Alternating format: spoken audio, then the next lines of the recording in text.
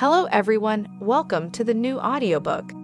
If you find it enjoyable, please give me a like and subscribe. Now, let's dive into the story. Chapter 1. Karina.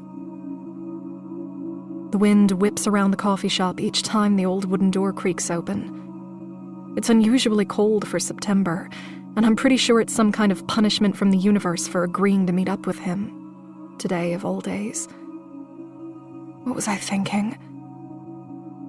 I barely had time to put makeup on the swollen pockets under my eyes.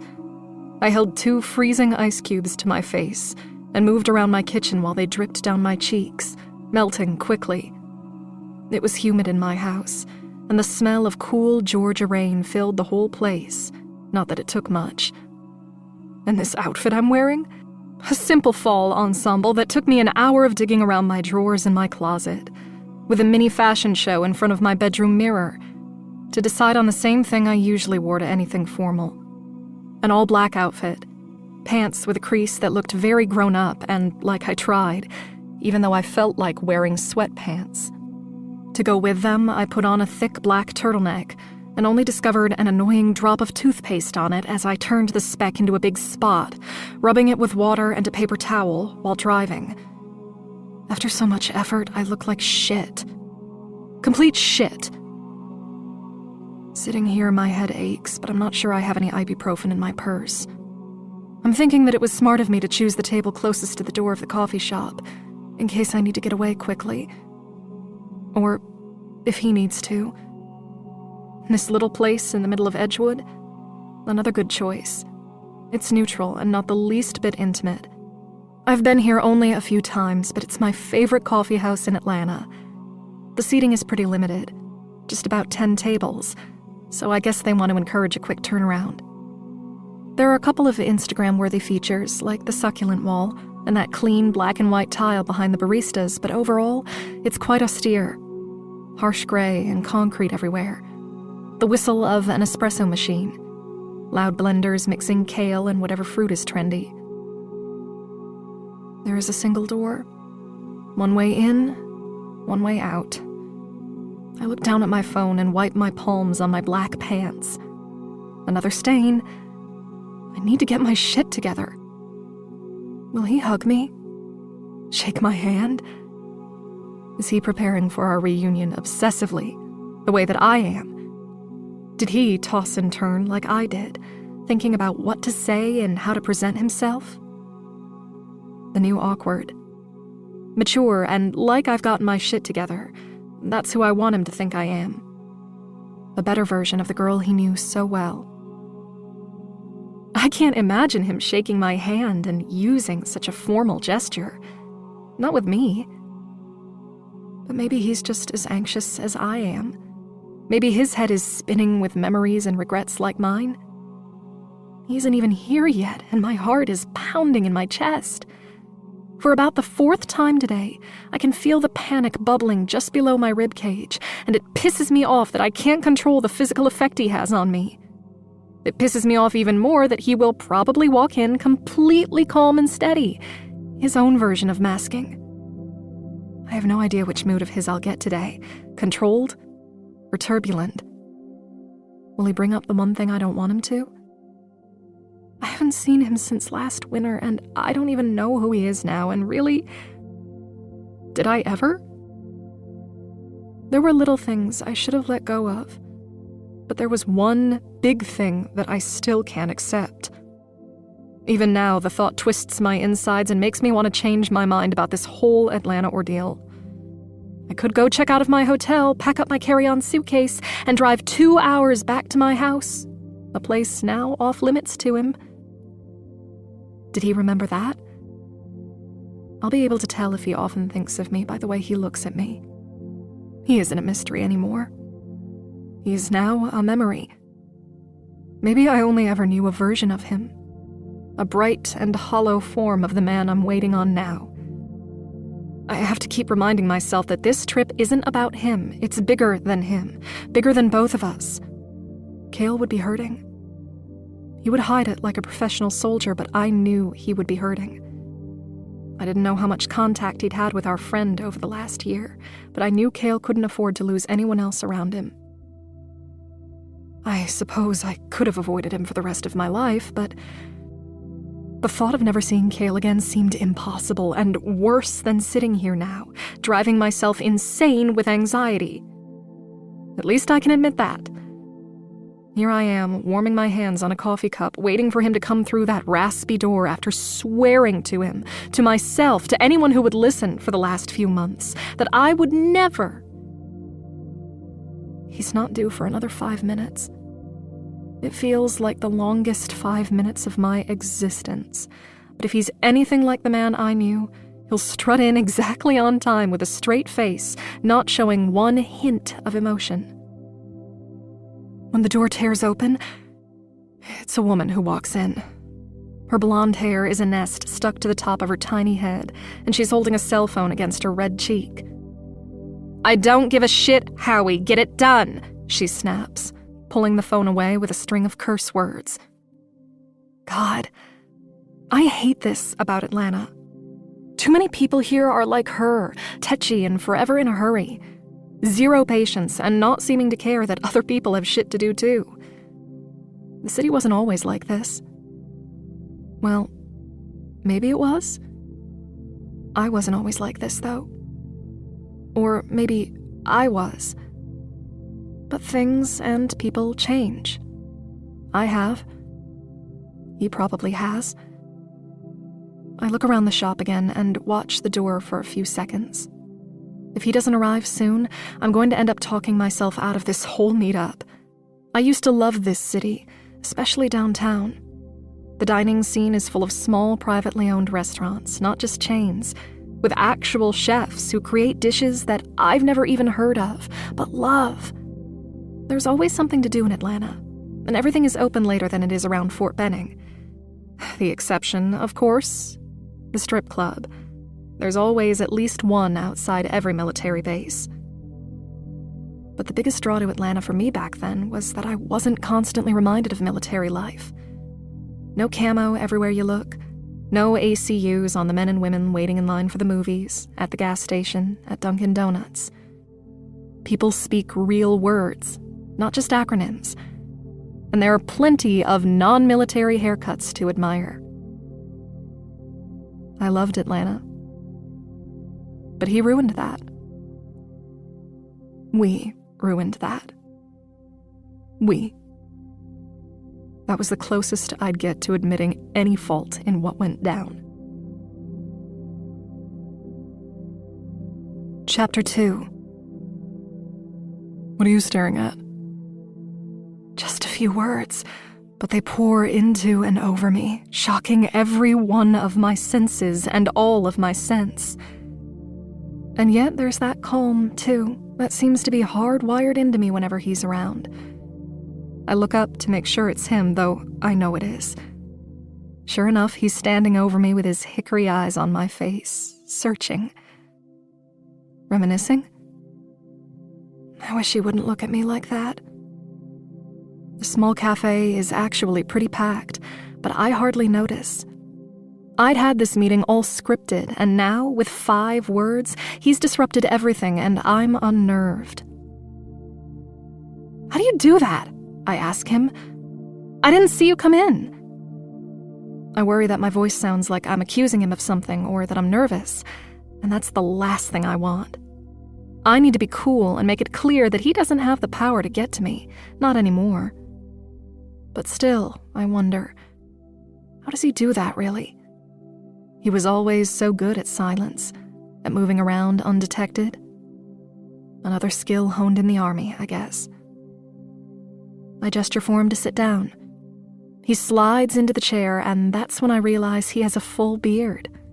Sharp, precise lines graze his cheekbones, and his jawline is covered in dark hair. This is new. Of course it is. He always had to keep up with army regulations. Hair must be short and well-groomed. Mustaches are allowed, but only if they're neatly trimmed and don't grow over the upper lip. He told me once that he was thinking of growing a mustache, but I talked him out of it. He grabs the coffee menu from the table. Cappuccino, macchiato, latte, flat white, long black. When did everything get so complicated? You like coffee now? I don't try to hide my surprise. He shakes his head. No. You like hot coffee now? He questions. I look down at the mug between my hands and shake my head. No. I hate that he remembers small things about me. I wish I could erase them all from his memory. And from mine. A half smile crosses his stoic face, reminding me of one of the million reasons I fell in love with him. A moment ago, it was easy to look away. Now, it's impossible. Not coffee, he assures me. Tea. He isn't wearing a jacket, of course, and the sleeves of his denim shirt are rolled up above his elbows. The tattoo on his forearm is fully visible, and I know if I touch his skin right now, it will be burning up. I'm sure as hell not going to do that, so I look up and over his shoulder, away from the tattoo, away from the thought. It's safer that way, for both of us. I try to focus on the noises in the coffee shop so I can settle into his silence. I forgot how unnerving his presence can be. That's a lie. I didn't forget. I wanted to, but couldn't. Just like sometimes I wanted to forgive him, but I never could. I can hear the server approaching, her sneakers squeaking on the concrete floor. She has a mousy little voice, and when she tells him that he should so totally try the new peppermint mocha, I laugh to myself, knowing that he hates all minty things, even toothpaste. I think about the way he'd leave those red globs of cinnamon gunk in the sink at my house, and how many times we bickered over it. If only I had ignored those petty grievances. If only I had paid more attention to what was really happening, everything might have been different. Maybe. Maybe not. I don't want to know. Another lie. Cale tells the girl he would like a plain black tea, and this time I try not to laugh. He's so predictable. What's so funny? He asks when the waitress leaves. Nothing. I change the subject. So, how are you? Don't do that. Don't act like we're strangers. I tuck my lips together and look away before I reply. Aren't we, though? He sighs, and his eyes roam around the room before they land back on me. Should I go? He asks directly. I don't know. Should you? He moves his chair out slightly, and I reconsider. I don't really want him to go, but there are so many reasons to be mad at him, and I'm afraid that being around him will soften me. I can't have that happen. Okay. Just sit, I'll be nice, I promise him, with a small smile that's about as convincing as my attitude. I don't know what bullshit we're going to fill this coffee date with, but since we're going to see each other tomorrow, it seemed like a good idea to get the first awkward encounter out of the way without an audience. A funeral is no place for that. And I had to be in the city today anyway. So, Cale, how are you? I retry this whole being nice thing. Good, given the circumstances. He clears his throat. Yeah, I sigh, trying not to think too much about tomorrow. I've always been good at pretending the world isn't burning around me. Okay, I've been slipping these past few months, but for years denial was second nature, a permanent habit I mastered between my parents' divorce and my high school graduation. Sometimes it feels like my family is disappearing. We keep getting smaller and smaller. Sometimes I feel like I'm disappearing, too. Are you all right? He asks, his voice even lower than it was before. It sounded the same as it did those damp nights when we fell asleep with the windows open. The whole room would be dewy the next morning, our bodies wet and sticky. I used to love the way his hot skin felt when my fingertips danced across the smooth contours of his jaw. Even his lips were warm, feverish at times. The southern Georgia air was so thick you could taste it, and Cale's temperature always ran so hot. Another thing I pretended to forget. He clears his throat and asks again if I'm okay. I snap out of it. I know what he's thinking. He can tell that I've left Earth with my thoughts and he's trying to bring me back. I can read his face as clearly as the neon, but first, coffee sign hanging on the wall behind him. I hate that those memories are the ones my brain associates with him. It doesn't make this any easier. Care. His voice is soft as he reaches across the table to touch my hand. I jerk it away so fast you'd think it was on fire.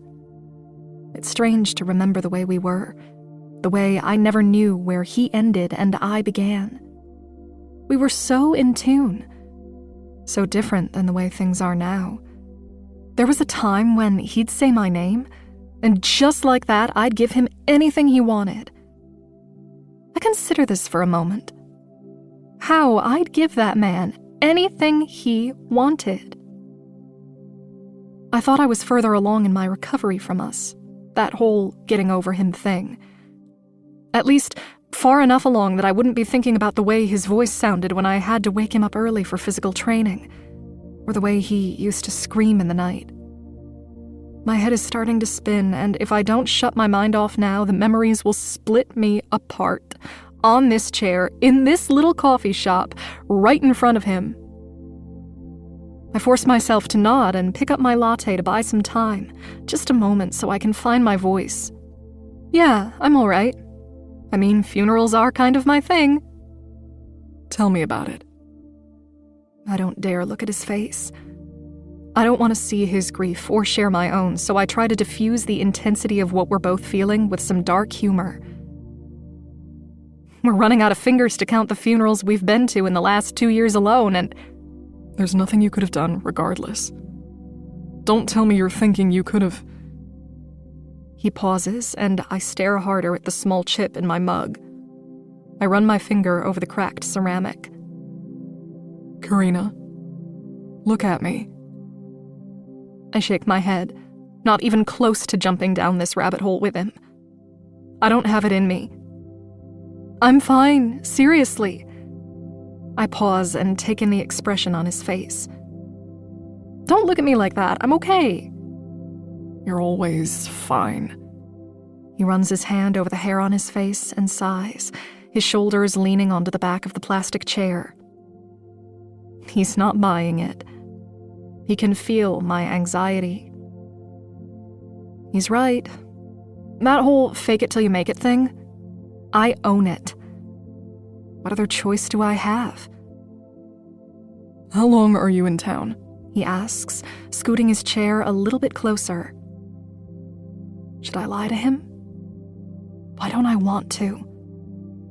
For 2 days, maybe less. I booked a room at the W. Oh, fancy. He smiles. It's so loud. He nods and thanks the server as she sets his tea in front of him. Her eyes take him in and she tucks her hair behind her ear with a big, beautiful smile that makes my stomach burn. I want to disappear. He doesn't look away from my eyes. And so unlike you, he says. Huh? I've already forgotten what we were even talking about. The hotel. He takes a drink of his tea, and I try to catch my breath. Being around him is still so dangerous for me. Sometimes warning signs and butterflies are one and the same. Chapter 3. Karina, 2 years earlier. I had hit the job jackpot. Not financially, but in all the ways that mattered. I didn't have to open the massage studio until 10, so most mornings I could sleep in. And being able to walk there from my house? Bonus. I loved this street. The mattress shop, the ice cream place, the nail salon, and the old-fashioned candy store. I'd saved up my money, and there I was, 20 years old, on that street, living in a tiny house that I'd bought. My own house. Not my dad's, mine. The walk to work was brief. Only 5 minutes, and not quite long enough to be interesting. Walking along the alley behind the shops, I mostly tried to stay out of the way of the cars. The alley was wide enough for one pedestrian and one car at a time. Well, a Prius or some kind of small car would be an easy fit. Unfortunately, people around here usually went for big trucks, so most of the time I pinned myself up against the bushes lining the alleyway until they passed. Sometimes I'd create stories in my head about people in the world around me. A little bit of excitement before my shift started. Today's story featured Bradley, the bearded man who owned the mattress store on the corner. Bradley was a nice guy, and he wore what I came to think of as his nice guy uniform.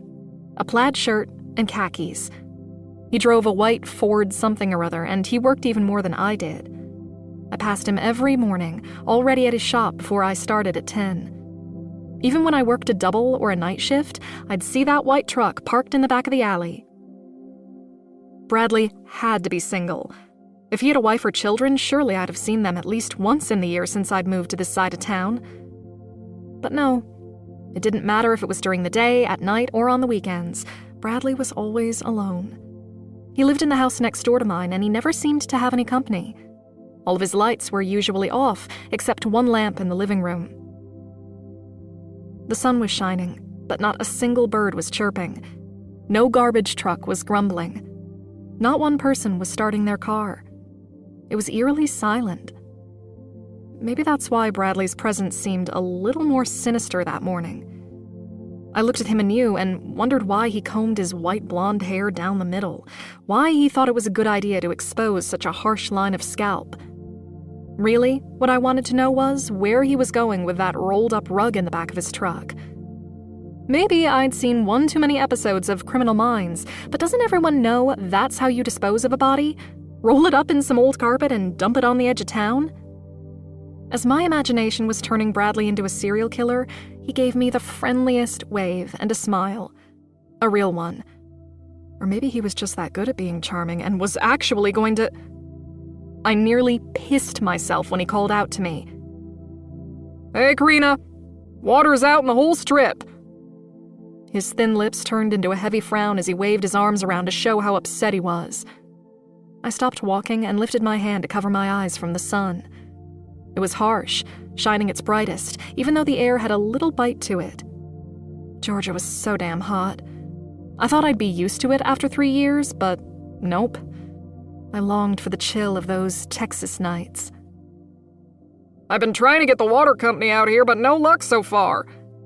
He shrugged and held up his cell phone as proof. "Oh no!"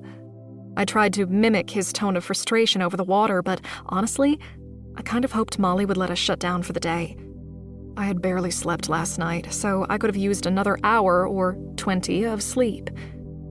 "I'll keep trying to call them," he offered. His fingers reached down and touched his long-horn belt buckle. He looked like he was already sweating, and when he grabbed the massive rug from the bed of his truck, I almost wanted to help him. Almost. "Thanks," I said. "I'll let Molly know when she gets in."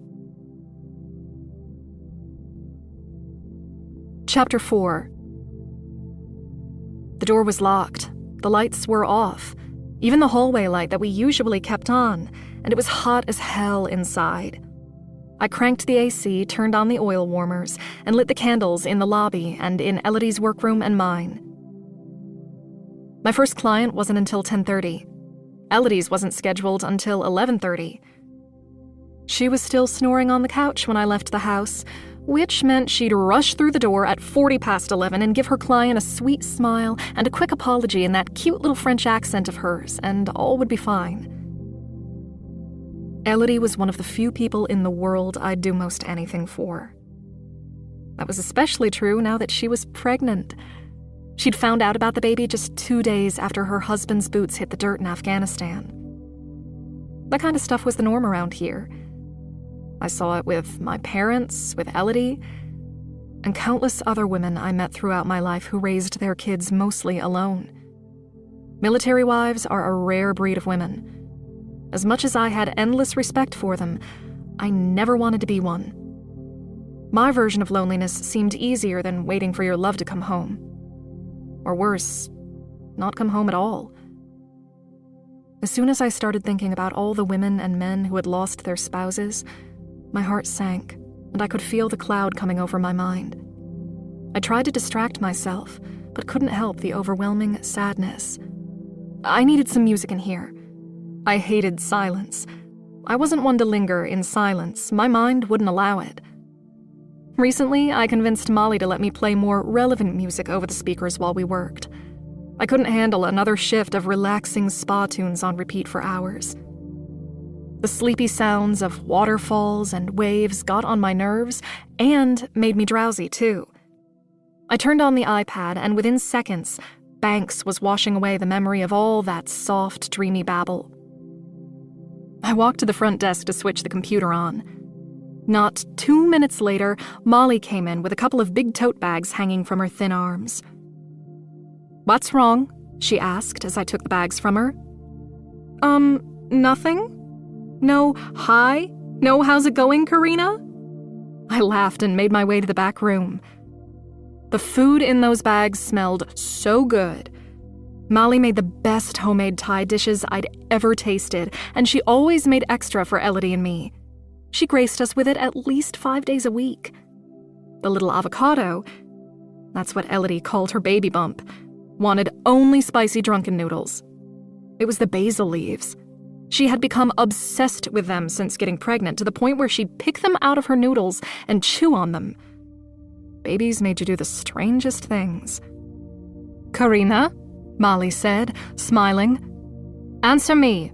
How are you? You look sad." That was Molly for you. What's wrong? You look sad. If it was on her mind, it came out of her mouth. "Hey, I'm fine," I said. "Not wearing any makeup." I rolled my eyes. "That's not it. You never wear makeup," she said, poking my cheek. No, that wasn't it.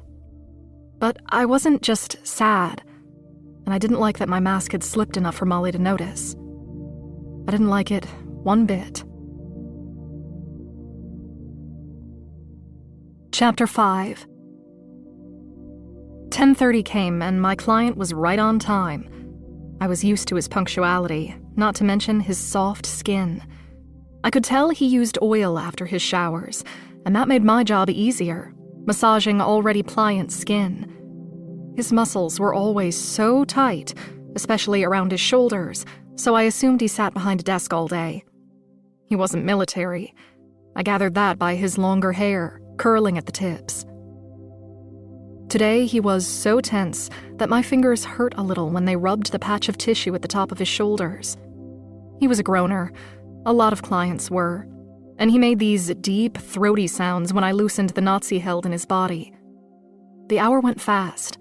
I had to tap his shoulder to wake him when it was over. My 10:30 client, his name was Toby, but I liked to call him 10:30, was a good tipper and kept things simple. Never talked, except for that time he asked me out. Elodie freaked when I told her. She wanted me to tell Molly, but I didn't want it to become a thing when it didn't need to be. He was fine with my rejection. Not the usual male reaction, I know. He hadn't even hinted at any attraction toward me since, so I figured things were okay between us. What's more, he hadn't asked me out while I was treating him. I had run into him while I was walking out of the nail salon next door on a day off. 45 minutes past 11, and there was still no Elodie. Usually, she'd text if she was going to be more than 15 minutes late. The man in the waiting area must have been new, because I didn't recognize him, and I never forgot a face. He seemed patient enough. But not Molly. She was about to call Elodie. "I can take him if she's not here in 5 minutes," I suggested. "My next appointment can be moved an hour later. It's Tina." Molly knew most of our clients who came in and out of her spa. She remembered names like I did faces. Fine. But your friend is always late," she scolded. Molly was the nicest woman, but was made of pure fire, "She's pregnant," I said, defending my friend. Molly rolled her eyes. "I was pregnant 5 times and I worked just fine." Touché. I kept my laughter quiet and texted Tina to see if she could come in at 1:15. She immediately responded with a yes, like I knew she would. Sir?" I called to the man in the waiting room. "Your therapist is actually running late. I can start you now if you'd like. Or you could wait for Elodie." I didn't know if he was partial to her for some reason, or if he simply wanted a massage. Now that we were on Yelp and booking online appointments, I never knew which clients wanted a specific therapist and which didn't care. He stood up and walked to the desk without saying a word. "Is that okay?" I asked.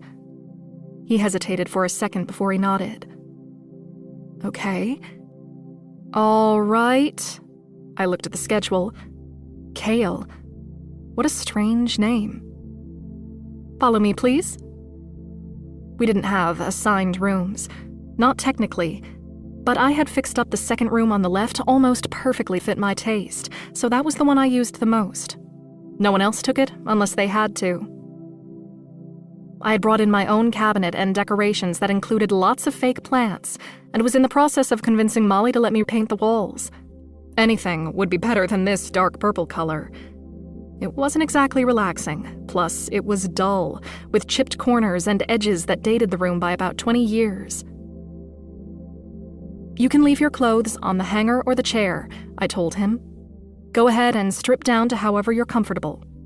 Lie face down on the table, and I'll be back in a couple of minutes to see if you're ready."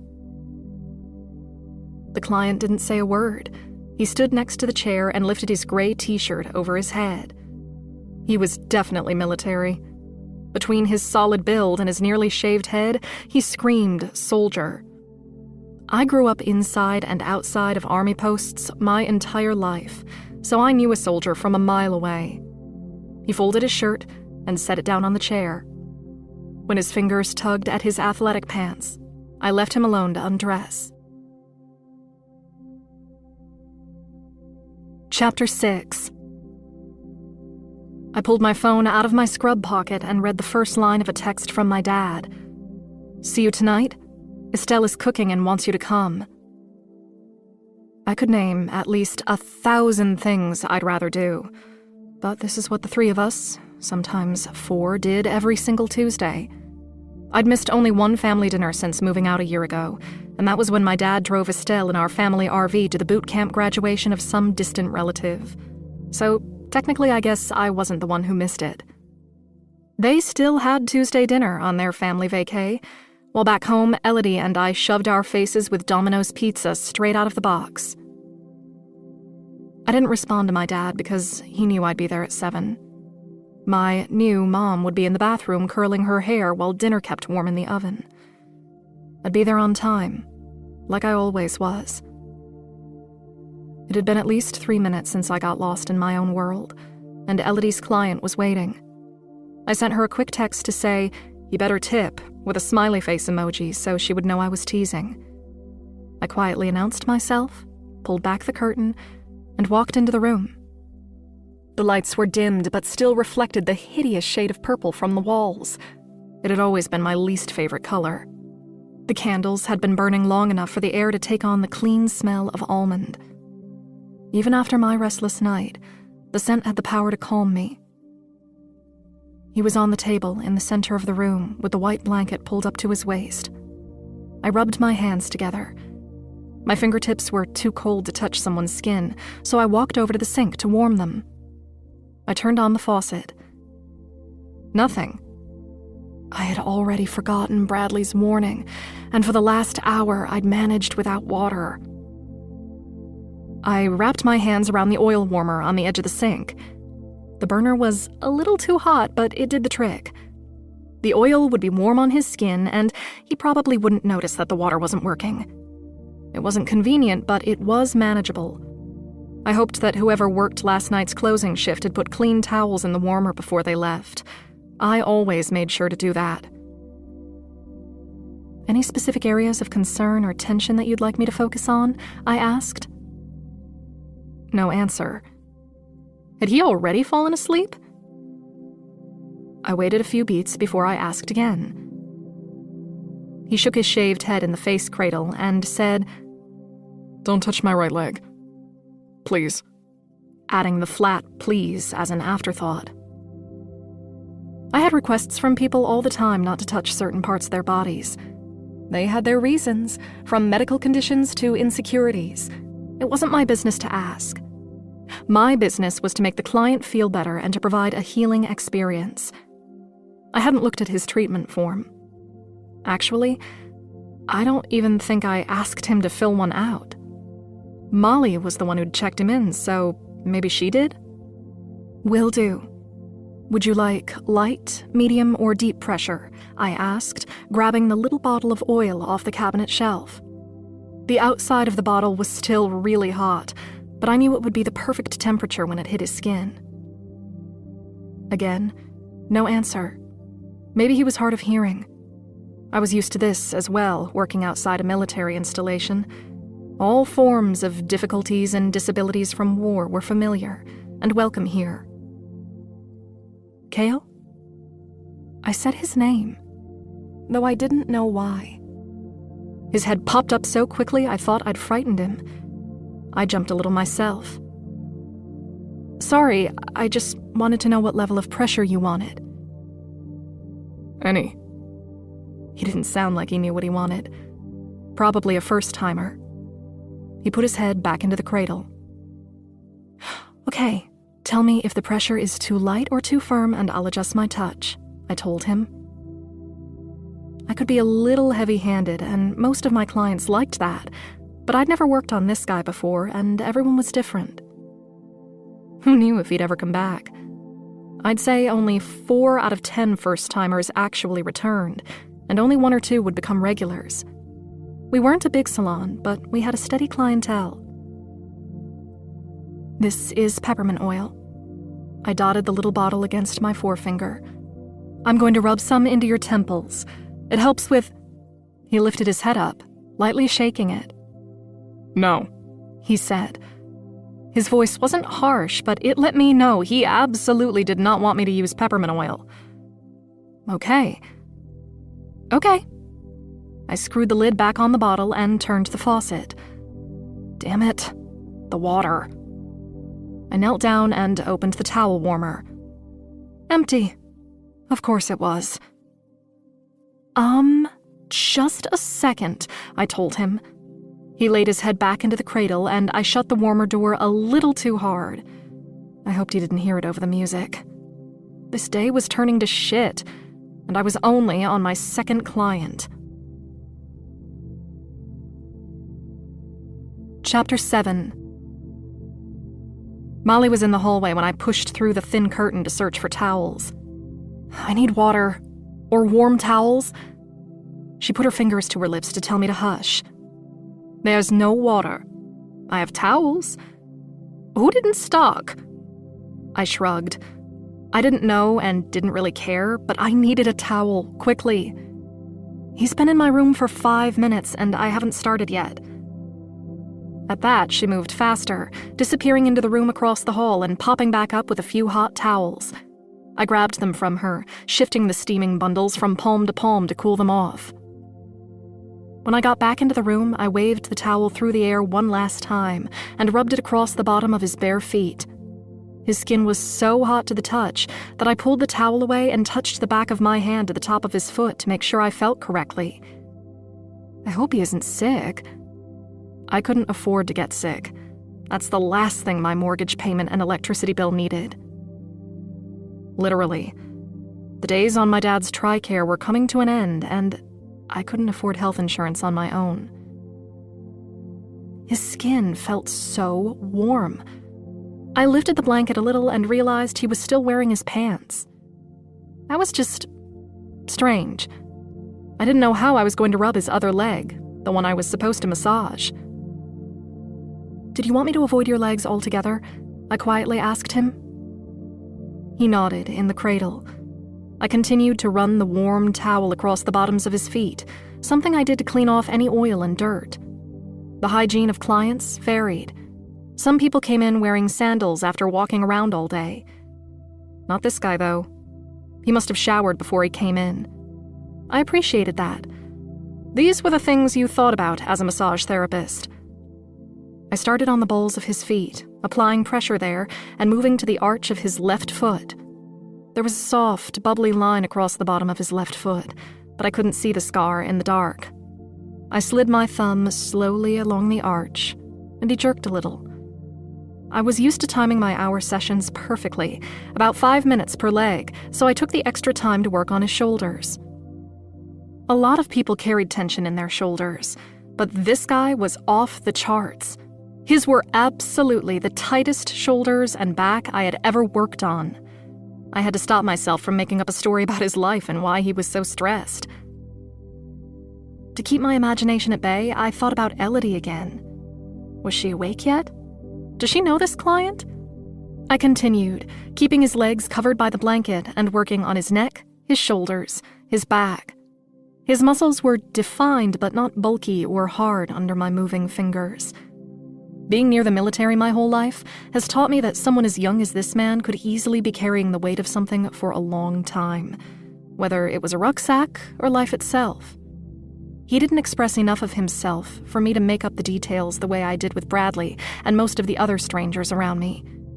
There was something about this guy that kept my storytelling quiet. His scalp was the last part I worked on.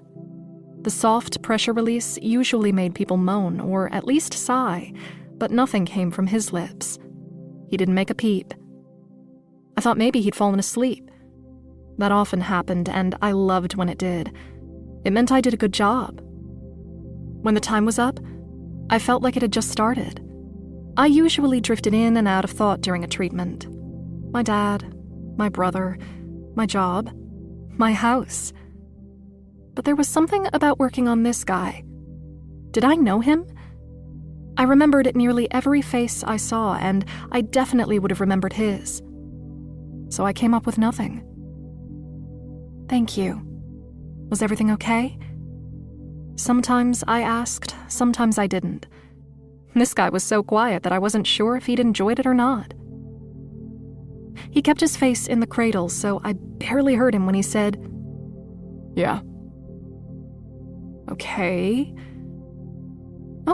well, I'm going to step out and let you get dressed. I'll see you in the lobby when you're finished.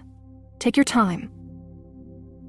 He nodded, and I left the room, pretty sure I wouldn't be getting a tip. Chapter 8. I heard Elodie in the lobby. She was talking to Molly, who was giving her a hard time for being late. "I don't know if you saw my text, but I took your client. He's dressing now," I told my friend. It didn't hurt to let Molly know that everything was covered. No harm done. Elodie smiled at me and tilted her head to the side. She had this thing about her where she could get away with anything. "I'm so sorry, Karina. Thank you." She kissed both of my cheeks. That was something I got used to the first week she moved in. I wasn't really fond of excess touching, but with her it was hard to recoil the way I normally would. "I couldn't fall asleep last night. The avocado started kicking." Her smile grew wide, but I could tell by her eyes that she wasn't rested. I could relate. Not to the pregnancy, of course, but to the feeling of living in a constant state of tired. Molly put her hand on Elodie's stomach and started talking to the baby. I half expected her to ask the bump, "What's wrong? Why aren't you smiling?" But Molly was soft and kind around children, even the ones who hadn't been born yet. It made me a little uncomfortable, the way she was touching Elodie like that. But the idea of the baby kicking was exciting, so I smiled. I really was happy for my friend. It worried me that she was here alone with her family and most of her friends across the Atlantic Ocean. She was young. So young. I wondered if she'd had the chance to tell Philip that she thought she felt the baby move yesterday, or if he would even get to check his email today. The time zones made it so hard for them to talk as often as Elodie or anyone with a soldier in their life would want. But she was handling it with grace, as she did everything. It scared the hell out of me, though. The fact that she was going to have a baby in a few months. Sometimes I treated her as if she was a child herself. Elodie's eyes snapped to the curtain behind me, and she lit up like a Christmas tree, pushing past me to the client. She said a name that I couldn't hear completely, but it didn't sound anything like ngaio. She wrapped her small body around him and hugged him so tight that even a soldier would wince. "You're here! I can't believe you're here! How did you know where to find me?" She squealed and hugged him again. His expression remained blank, even though she was clearly happy to see him. Something about his face bothered me to the core. Maybe it was the way it probably made his life easier to have a face that people couldn't look away from, that people would gawk at. It made me uneasy to see Elodie clinging to him. Nothing good can come from a man with a face like that. Molly nodded to my next client, who was walking through the front door. "Back to work for you," she said, and I caught one more glimpse of Elodie's friend before Molly shushed me away. Chapter 9. Tina was one of my favorite clients. She worked from home as a family therapist and, more often than not, let me use her massage session as my therapy. I wasn't open with too many people, but Tina had no one to tell my secrets to. It made me sad for her, though, thinking about how lonely she must be, eating dinner by herself in front of the TV most nights. And then again, aside from Elodie, that was pretty much my life, too. I guess I shouldn't feel too much pity. At least Tina had a big house. Today's session with her felt like it was never going to end. I checked the clock again. 10 minutes left. "So, how are things with your brother?" she asked. I moved her hair to the side so I could focus on the tight muscles in her neck. Tina had recently cut her hair, the demi, she called it, but hated it and immediately started wearing hats to cover her dark strands. It still wasn't long enough to put into a ponytail. I thought she looked beautiful and wished my hair was as thick and soft as hers was. I didn't really want to talk about my brother. Actually, I didn't want to feel the way I would feel if we talked about my brother. My day already sucked enough. The same. I've barely heard from him since he's been staying with my uncle. Who knows when he's coming back? I sighed, gliding my fingers down the lower part of Tina's neck. "Is he in school there yet?" she asked. "No. They keep saying they're going to sign him up, but haven't." I tried not to think much about it, but my brain didn't work that way. Once I cracked the door open, the wood snapped off the hinges and everything rushed in. "It sounds like they don't plan on it," Tina said. "Yeah, I figured as much. He won't talk to me about it, and his scholarship to the community college expired last month." Little pokes of stress wrapped at my shoulders and down my spine. I understood that Austin couldn't bear to live with our dad any longer, but I was conflicted. He was my twin, 20, and headed nowhere but the clouds. He shouldn't be living in the next state over with our 30-year-old uncle who smelled like Cheetos and watched online porn all day. But I also didn't want him to live in my house with me. I knew that wasn't a good idea, even if Elodie hadn't been sleeping on my couch. It was complicated. I still couldn't believe my dad had let him leave in the first place. But I really couldn't blame my brother. Again, complicated. Honestly, Karina, you can't take on full responsibility for this. It's not good for you, and at the end of the day, your brother is an adult, the same age as you. Or 5 minutes younger, if I remember. 6. I smiled and moved my hands down to her shoulder blades. I knew she was right. Austin wasn't my problem to solve, but that didn't make it any easier.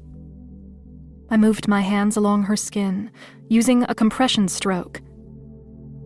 "You have to decide what's best for you," she said. "You're starting a new chapter, and you should have the most decluttered life possible."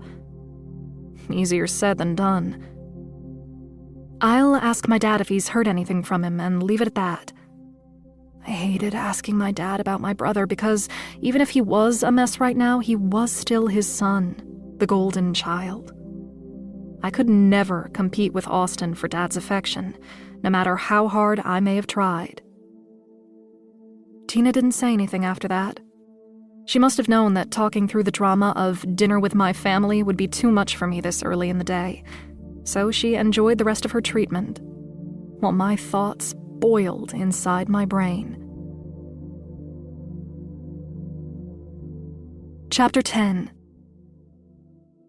I attended to 3 more clients after Tina, and each of them occupied my mind in different ways. Stuart, I called her by the last name stitched into her ACUs, was an army medic who had the most beautiful eyes I had ever seen. She kept me busy talking about her next post, about how, with her job, she could be stationed almost anywhere in the world, so being posted to Hawaii was like hitting the jackpot. It was nice to see her so happy. Part of me wanted to hide in her suitcase and run off to Hawaii and start all over. Maybe my anxiety wouldn't follow me that far. Some people loved to move around in the military, and Stuart was one of them. She was only a year older than me, but she'd already been deployed to Iraq. Twice. And man, did she have stories. At 21, she'd had experiences most people couldn't even imagine. But when those experiences turned into memories, well, they started playing through her mind on a constant loop. Never waning, never quiet, those memories became background noise, tolerable but always there. I knew all about it. My dad's brain was full of that clamor. With 6 tours between Iraq and Afghanistan, his background noise wasn't just a personal soundtrack. It blared throughout our house. His house. I thought about all of this while Stuart lay on my table. I was glad she could open up to me, that she could unburden herself by talking and releasing a bit of her background noise. I knew better than most that it wasn't only the physical aspect of massage therapy that reduced stress, that helped a body come alive and quieted the mind. It was almost poetry the way Stuart talked about her life. I felt every word when she spoke. She connected me to each experience, and when she told me about the things she had been through and what she had learned, she opened me up to a different perspective. She talked a lot about how, in the United States, fewer than 8% of Americans had ever served in the military. That included all the branches, every veteran who enlisted, even for one term. Out of more than 300 million people, fewer than 8%. It was hard for me to realize that, given the way I grew up, moving from post to post, trying to make new friends, trying to adapt to strangers every few years. It seemed impossible to me, that small of a number. From my great-grandfather to my dad, and my uncles and cousins who were scattered across the country, except that loser uncle my brother was living with. Everyone around me wore a uniform or lived with someone who did. The world had never felt so big until Stuart and her statistics. I knew that, as of now, only 1% of Americans were actively in the military. I hoped I could someday live among the other 99%. She talked a lot during our sessions, like Tina. But unlike Tina, Stuart didn't expect me to share. I could lose myself in her experiences, many of which forced me to bite back my tears. Maybe that's why her sessions went by fast. Chapter 11. The water came back on right after Stuart left. I washed the sheets and towels in the few minutes I had between appointments. Elodie managed to be busy with a client each time I finished with mine. I was dying to ask her how she knew that soldier with the strange name and quiet presence, but we kept missing each other. I usually stayed out of other people's drama. I had enough of my own. But Elodie hardly knew anyone here, and I was curious about this connection of hers. The only people she talked to were on Facebook. My next client was a sleeper. He usually conked out within 5 minutes, which left me with the entire hour to think about my brother. Oh, and how much I was dreading tonight's dinner. I was slightly envious of Austin for being far away in North Carolina, sleeping past noon and working part-time at Kmart. I also thought about Elodie's friend, how he wore pants throughout his treatment, and how the amount of tension he held in his body wasn't healthy for such a young guy. He couldn't have been older than 22, if that. He had a baby face, smooth skin, and a sharp jaw. My last client of the day was a walk-in who left me a big tip for a 30-minute prenatal massage. Her belly was full, and she seemed so tired. I almost asked her if she was okay, but I didn't want to be rude, so I kept my mouth shut. I walked by Elodie's room again. The door was closed, and for a second, I even imagined that her soldier friend might be in the room with her. My imagination sure was out of control.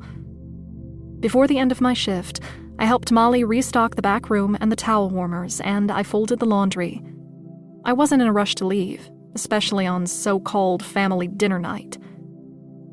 When I finally left for the day, I took Molly's delicious leftovers home with me. That whole thing about pregnant women eating for two might be an old wives' tale, but Elodie was walking proof of its truth. I carried the food in one hand and tried to call my brother with the other. Voicemail after 2 rings. Asshole. Hey, it's me. I'm calling to check on you.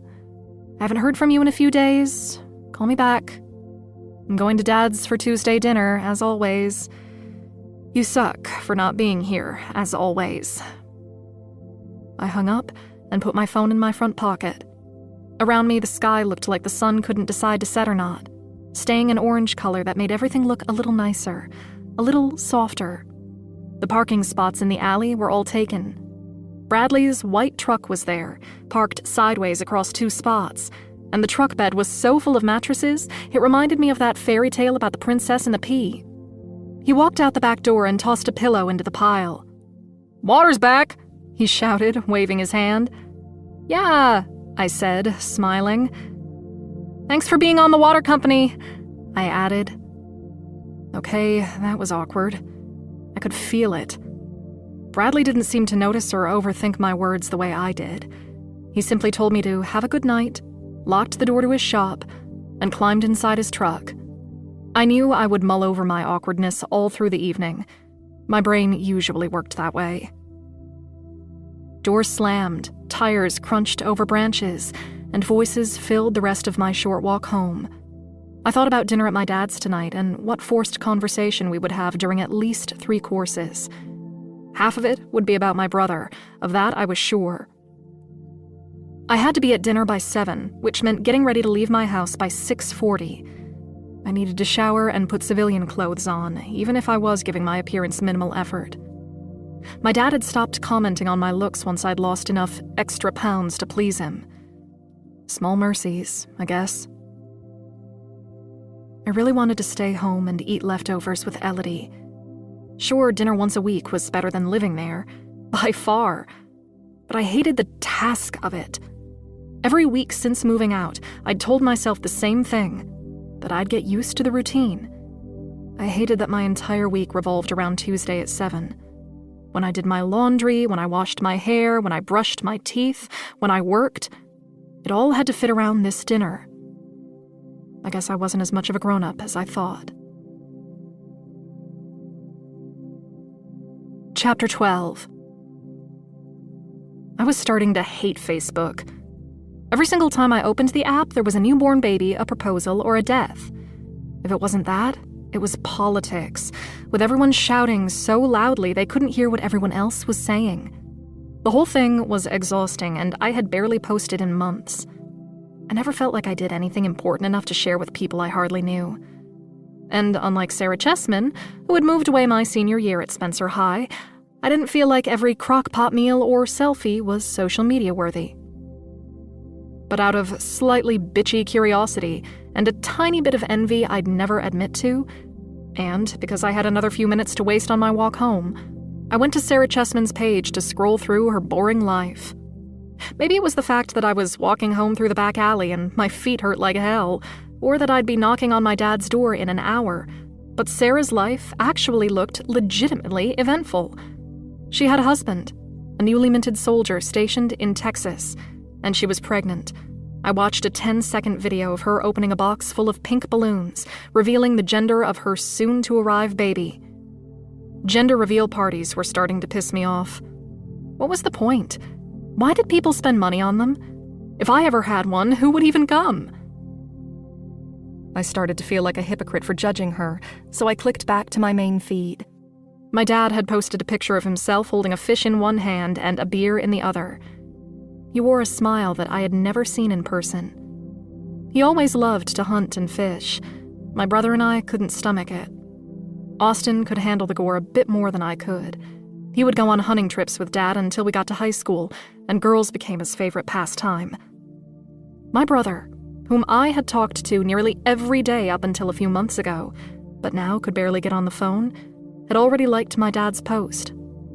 So did someone with a golden retriever as their profile picture. The golden retriever friend had commented that my dad was looking happier than ever. It stung. It really stung. Probably because it was true. I had been hearing that phrase since he got remarried 2 years ago after a whirlwind romance of less than a year. We had barely unpacked our boxes from our move to Fort Benning when my dad met Estelle on Facebook, of all places. He commented on a mutual friend's picture, and their romance took off from there. From the neighbors to the cashiers at the PX, everyone thought it was okay to congratulate my dad on how happy he was. No one thought about me, that I was in earshot, that telling him how happy he seemed now implied that he had been really unhappy before. No one considered my feelings. Not him, not Estelle, not the strangers. That's when I started clinging to people. Boys, mostly. Some at my high school, some older. I was searching for something I wasn't getting at home, but I couldn't tell you what it was because I still haven't found it. Most of all, I clung to Austin. Maybe it was the twin thing, or maybe it was the fact that our parents were never around when we needed them, when their guidance would have mattered. Staying close to my 6 minutes younger brother seemed to help for a while, but once we were out of high school, I started to consider that maybe Austin wasn't the person I had built him up to be. One of the weirdest parts of growing up was the way memories changed once the veil of naive innocence disappeared. Austin had once taken me to that party in Chesapeake Manor, where all the officers' kids were partying. He told me that everyone our age was drinking, that I should just relax. Then he passed out in one of the bedrooms with some girl from a high school across town, and I was forced to sleep there, surrounded by loud, rowdy, belligerent boys. That's when one of them, the one who called me Austin's sister and had too deep a voice for a high school kid, swore I had a crush on him and shoved his tongue down my throat. Repeatedly. Until I started crying and he got weirded out. Funny how my telling him to stop, my constant no, please, no, didn't do it. Nope. It was the salty, hot tears streaming down my face that finally got him to go away. I guess he didn't like the way they tasted. Eventually, I fell asleep on a couch listening to some war video game being played in the other room. Austin never apologized the next morning. He never asked how I had slept or where. He just kissed that random girl on the cheek and made a joke that she and I both laughed at, and then we Ubered home like nothing ever happened. Our dad yelled at me, not at him, and we both got grounded for a week. But 3 days in, Austin got to hang out with his friends, and since I didn't have any, I was stuck there. I clicked on Austin's profile and thought about calling him again, but then Elodie opened the front door and surprised me. I hadn't even realized. I was on my front porch. Chapter 13. My house is small. When you go through the front door, you're already in the living room. That's one of the things I like about it. The way it's all cozy and warm, everything there waiting for me. No surprises, except the faulty electrical work that I still haven't been able to fix correctly. The lights and TV were on when I got home that night. The room filled with the voice of Olivia Pope. And there was Elodie, standing at the door, greeting me with a nervous smile. Something was up. I hadn't known Elodie that long, but I felt I knew her better than I knew the father who I'd lived with for a lifetime. We met at work on her first day hired. I found her in the cleaning supplies closet, crying because a client yelled at her when the massage oil she used was too hot. We didn't have much in common other than being the same age. And even that, well, I felt older somehow. I looked older too. Elodie had this youthful air around her, a forever teenager, especially when she smiled. And when she was nervous or sad, she looked about 16, maybe younger. That brought out the protector in me. I didn't have a choice but to grow up fast. Even at 20, I barely remember a time when I was free of adult thoughts and worries. Elodie tried her best to be the perfect young army wife, but she was already at the center of so many petty rumors. The wives in Philip's platoon made little jokes about her accent and called her a mail-order bride, despite the reality that tons of soldiers met their wives online. I'm sure my client Stuart had some stats on that too, about how many members of the military met their spouses on social media. That didn't seem to matter to these women who entertained themselves by belittling Elodie. That's how a lot of military installations were, everyone bickering and jostling for position. Elodie's neighbors were snarky assholes who spent their days selling pyramid schemes on Facebook and bullying her over her grass being an inch too long. That's not an exaggeration. I was with her once when the mayor of her housing department pulled up, tires screeching, and scolded Elodie for letting her grass grow half an inch too long. Yes, the mayor measured. No, she didn't have anything better to do. That's why Elodie preferred to spend her nights on my couch or next to me in my bed, depending on where she fell asleep. I got the feeling she liked the couch the most. She didn't wake up asking for her mom or Philip when she was on the couch. I planned on asking Elodie about the guy, Cale, I had met earlier. Obviously she knew him, but how? She didn't have many friends as far as I was aware, and she didn't spend much time socializing.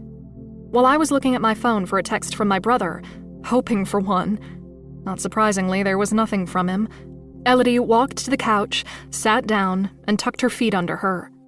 Her petite body was changing, her belly starting to swell. I wondered where the baby would sleep in my little house. The thought made me equal parts excited and terrified. Elodie's favorite American show at the moment was Scandal.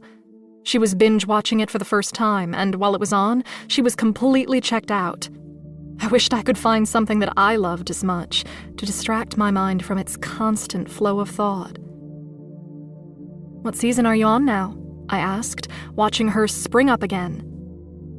"2," she said softly as she moved toward the kitchen. She was being so quiet. I pulled my shoes off, and it wasn't until I dropped one on the floor and something moved in my peripheral vision that I realized another person was in my house. A noise, a little like a shriek, flew from my mouth when I saw him. He was staring at me, the one-syllable client. He was sitting in my chair. The dark pink used to be red one that my Nana gave my mom before I was born. I always loved it, and because it had sat in my dad's storage unit after my mom left, I decided it was mine to take. She left it, and us, and the chair was a tiny victory for me. Hey? I said when my heart stopped doing little flips from the aftershock of surprise. How did I not see a whole human in my living room? "How was work?" Elodie asked, looking at the TV while her fingers picked at the fabric on her frayed shorts, and then back at me. "Good." I stared at this Cale guy, and he stared back at me. When I would recall this later, the first time he was inside my house, the memory would linger in my thoughts, changing from a burning pain to pure bliss, and back, again and again and again. But when it happened in real life, it happened fast.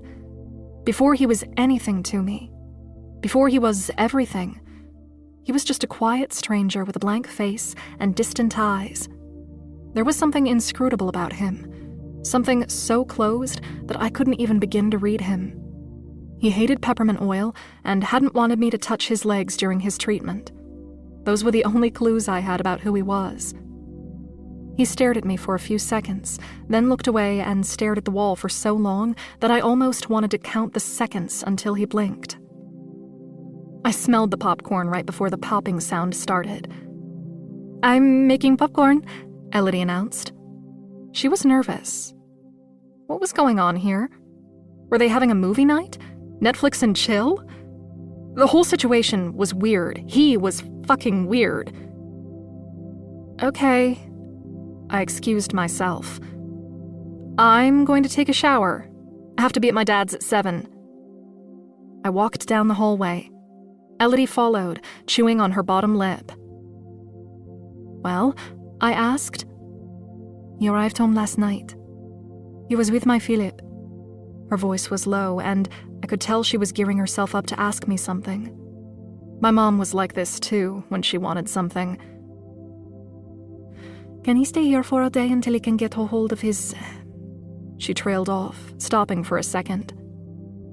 "Until he can get into his place?" Sorry to ask like this. I held up my hand. "How do you know this guy?" "Oh, I met him right before they left. He's a good guy, Karina, honest. He's Philip's closest friend over there." "What's he doing back?" I asked her. She shook her head. "I didn't ask. Should I ask?" She peered into the living room. "I wouldn't now," I told her.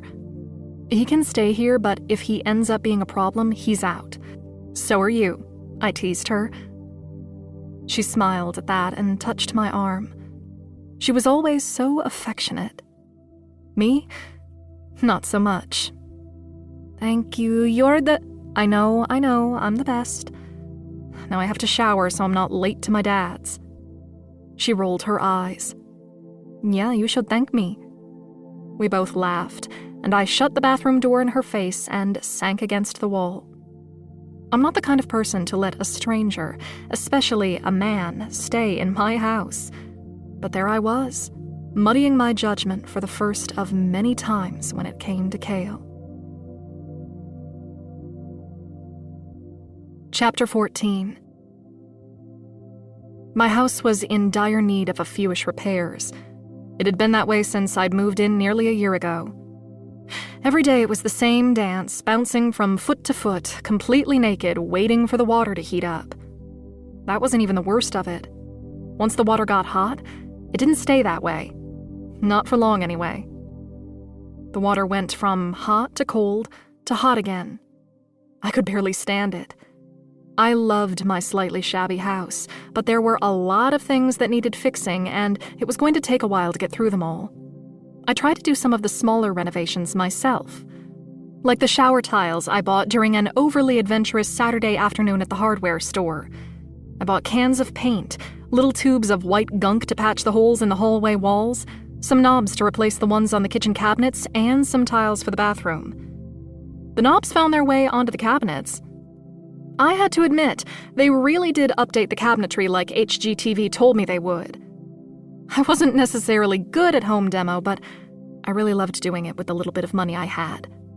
I painted the kitchen walls, then I started the bathroom shower tiles. As in, I removed about half of them and replaced maybe 6? I counted them. Okay, so 8. As convenient as it was to use the constant remodel as a way to discourage guests, most notably my dad, I really wished I had the money and skill to do everything I wanted to do to the house. One day I would. This house was my way to prove that I could take care of myself. I didn't know who I was trying harder to convince, myself or my dad. And did it really matter? The water was finally warm enough to wash my hair. It shorted out on me only a couple of times. When I turned it off, the shower still dripped behind me as I rough-dried my hair. I thought again of Elodie's friend, the stranger in my house. He seemed nice enough, but too quiet. Was he rude or just shy? His demeanor didn't come off as shy at all. As I wrapped a hand towel around the leaking bath faucet and plugged in my hairdryer, I wondered if Philip was the kind of guy who would mind his friend staying with his pregnant wife. I started to feel uneasy as I blow-dried the tips of my hair. It was impossible to blow-dry in less than 30 minutes, and I had only about 10 before I had to leave. That would have to do. I had to do laundry, and soon. I didn't need to be super dressed up for my dad and his wife, but I knew my outfit, and Estelle's, would be topics of conversation at the dinner table.